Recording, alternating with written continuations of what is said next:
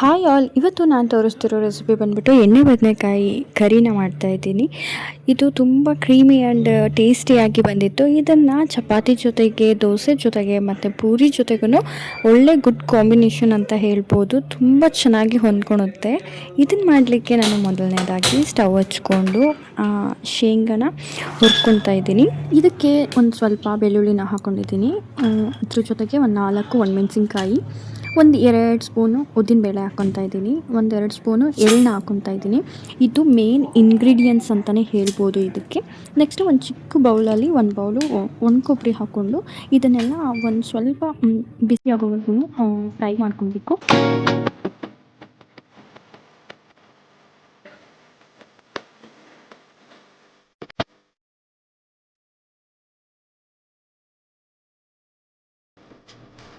ಹುರ್ಕೊಂಡಿರುವಂತಹ ಮಿಕ್ಸರ್ನ ಒಂದು ಬೌಲಲ್ಲಿ ಹಾಕ್ಕೊಂಡು ಸೈಡಲ್ಲಿ ಎತ್ತಿಟ್ಕೊಂಡು ಅದೇ ಪಾತ್ರೆಯಲ್ಲಿ ಒಂದು 2-3 ಸ್ಪೂನು ಆಯಿಲ್ ಹಾಕ್ಕೊಂಡು ನಾವು ಒಂದು ದಪ್ಪಕ್ಕೆ ಎತ್ತಿಟ್ಕೊಂಡಿರುವಂತಹ ಈರುಳ್ಳಿನ ಹಾಕ್ಕೊಂಡು ಚೆನ್ನಾಗಿ ಫ್ರೈ ಮಾಡ್ಕೊಬೇಕು. ಗೋಲ್ಡನಿಶ್ ಆಗೋವರೆಗೂ ಇದನ್ನು ಫ್ರೈ ಮಾಡ್ಕೊಳ್ಬೇಕು.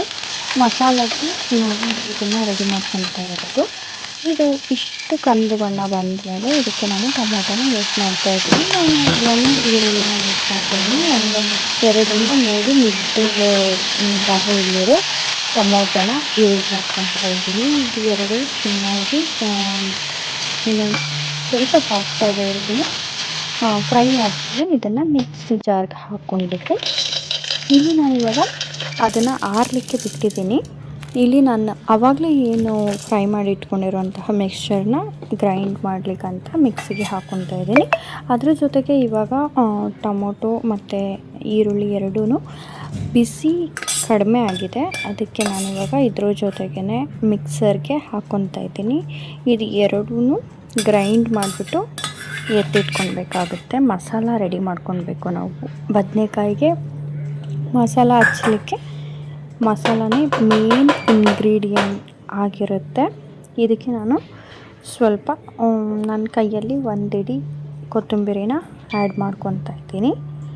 ನೆಕ್ಸ್ಟು ಇದಕ್ಕೆ ಬೇಕಾದಷ್ಟು ನೀರು ಹಾಕ್ಕೊಂಡು ಗ್ರೈಂಡ್ ಮಾಡಿ ಎತ್ತಿಟ್ಕೊಳ್ಬೇಕಾಗುತ್ತೆ. ನಾನಿಲ್ಲಿ ಮೀಡಿಯಮ್ ಸೈಜು ಒಂದು 6 ಬದನೆಕಾಯಿನ ಎತ್ತಿಟ್ಕೊಂಡಿದ್ದೀನಿ. ತೊಳ್ಕೊಂಡು ಕ್ಲೀನ್ ಮಾಡಿ ಎತ್ತಿಟ್ಕೊಂಡಿದ್ದೀನಿ.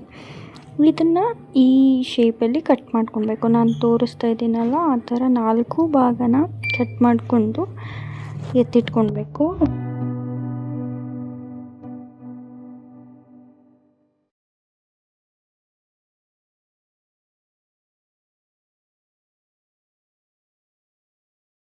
ನಂತರ ಗ್ರೈಂಡ್ ಮಾಡಿ ಎತ್ತಿಟ್ಕೊಂಡಿರುವಂತಹ ಮಸಾಲಾನ ಒಂದು ಬೌಲಲ್ಲಿ ಹಾಕ್ಕೊಂಡು ಎತ್ತಿಟ್ಕೊತಾ ಇದ್ದೀನಿ. ಏಕೆಂದರೆ ಬದನೆಕಾಯಲ್ಲಿ ಏನು ಕಟ್ ಮಾಡಿರ್ತೀವೋ ಅದಕ್ಕೆ ಹಾಕ್ಕೊಳ್ಬೇಕು. ಅದಕ್ಕೆ ಎತ್ತಿಟ್ಕೊತಾ ಇದ್ದೀನಿ. ಅದಕ್ಕೆ ಖಾರಕ್ಕೆ ತಕ್ಕ ಹಾಗೆ 1 ಸ್ಪೂನ್ ಖಾರದ ಪುಡಿ, 1 ಸ್ಪೂನ್ ಉಪ್ಪು ಹಾಕ್ಕೊಂಡು ಚೆನ್ನಾಗಿ ಮಿಕ್ಸ್ ಮಾಡ್ಕೊತಾ ಇದ್ದೀನಿ. ಉಪ್ಪು ಖಾರ ಎರಡೂ ಮಸಾಲಾಗ ನೀಟಾಗಿ ಮಿಕ್ಸ್ ಆಗಬೇಕು. ಆ ಥರ ಮಿಕ್ಸ್ ಮಾಡಿಕೊಂಡು ಎತ್ತಿಟ್ಕೊಂಡು ಅದನ್ನು ನಾವೇನು ಕಟ್ ಮಾಡಿ ಎತ್ತಿಟ್ಕೊಂಡಿರೋಂತಹ ಬದನೆಕಾಯಿಗೆ ಫಿಲ್ ಮಾಡ್ತಾ ಇದ್ದೀನಿ. ಈ ಥರ ಫಿಲ್ ಮಾಡ್ಕೊಳ್ಬೇಕು. ನಾನು ತೋರಿಸ್ತಾ ಇದ್ದೀನಲ್ಲ ಆ ಥರ ಫಿಲ್ ಮಾಡ್ಕೊಳ್ಬೇಕು. ಎಲ್ಲ ಬದನೆಕಾಯಿಗೂ ಫಿಲ್ ಮಾಡ್ಕೊಂಡ್ಬಿಟ್ಟು ಬರೋಣ.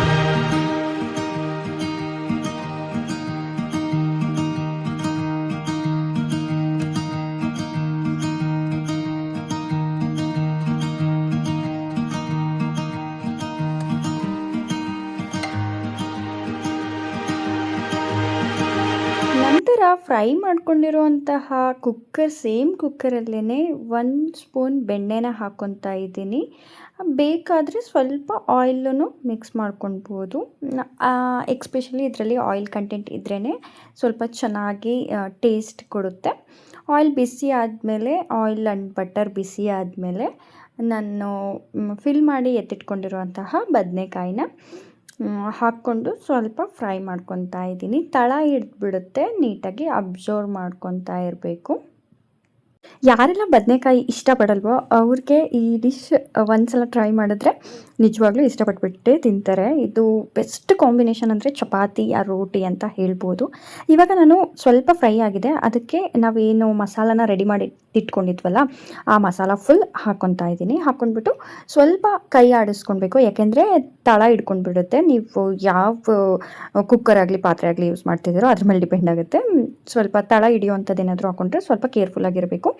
ಇದಕ್ಕೆ ಬೇಕಾದಷ್ಟು ನೀರನ್ನ ಹಾಕ್ಕೊಬೇಕು. ನಮಗೆ ಯಾವ ಥರ ಗ್ರೇವಿ ಬೇಕು, ಥಿಕ್ ಕ್ರೀಮಿ ಟೈಪಲ್ಲಿ ಗ್ರೇವಿ ಬೇಕು ಅಂದರೆ ಸ್ವಲ್ಪ ನೀರು ಹಾಕ್ಕೊಬೇಕು. ಇಲ್ಲ ನನಗೆ ಸಾಂಬಾರು ಥರ ಬೇಕು ಅಂತಂದರೆ ಸ್ವಲ್ಪ ಜಾಸ್ತಿನೂ ಯೂಸ್ ಮಾಡ್ಕೊಳ್ಬೋದು. ಇದನ್ನು ಹಾಕ್ಕೊಂಡು ಈ ಟೈಮಲ್ಲೇ ನೀವು ಸ್ವಲ್ಪ ರುಚಿ ನೋಡ್ಕೊತೀನಿ ಅಂತ ಅಂದರೆ ರುಚಿನೂ ನೋಡ್ಕೊಳ್ಬೋದು. ಉಪ್ಪು ಕರೆಕ್ಟ್ ಆಗಿದೆಯಾ ಕಡಿಮೆ ಆಗಿದೆಯಾ ನೋಡ್ಕೊಂಡ್ಬಿಟ್ಟು ಕರೆಕ್ಟ್ ಪ್ರಮಾಣದಲ್ಲಿ ಹಾಕ್ಕೊಳ್ಬೋದು ಕಡಿಮೆ ಆಗಿದ್ದರೆ. ನಂತರ ಕುಕ್ಕರ್ ಲಿಡ್ ಮುಚ್ಚಿ ಒಂದು 2 ವಿಷಿಲ್ ಕೂಗಿಸಿದ್ರೆ ಸಖತ್ ಟೇಸ್ಟಿ ಆ್ಯಂಡ್ ಯಮ್ಮಿ ಆಗಿರೋ ಎಣ್ಣೆ ಬದನೆಕಾಯಿ ಕರಿ ರೆಡಿ ಆಗುತ್ತೆ. ಇದು ಹಾಸಮ್ ಟೇಸ್ಟ್ ಕೊಡುತ್ತೆ. ಇದನ್ನು ನಾನು ನಮ್ಮ ಆಫೀಸಲ್ಲಿ ಎಲ್ರಿಗೂ ಟೇಸ್ಟ್ ಮಾಡಿಸಿದೆ, ತುಂಬ ಚೆನ್ನಾಗಿತ್ತು ಅಂತ ಹೇಳಿದ್ರು. ನೀವು ಈ ಮೆಥಡಲ್ಲಿ ಒಂದು ಸಲ ಟ್ರೈ ಮಾಡಿ, ತುಂಬ ಬೊಂಬಾಟಾಗಿರುತ್ತೆ, ತುಂಬ ಬೆಸ್ಟ್ ರುಚಿ ಸಿಗುತ್ತೆ ಅಂತ ಹೇಳ್ಬೋದು. ನಾನ್ ವೆಜಿಟೇರಿಯನ್ಸ್ಗಂತೂ ಇದು ಹೇಳಿ ಮಾಡಿಸಿರೋ ಸಂಡೇ ಸ್ಪೆಷಲ್ ಡಿಶ್ ಅಂತಲೇ ಹೇಳ್ಬೋದು. ಟ್ರೈ ಮಾಡಿ. Thank you for watching.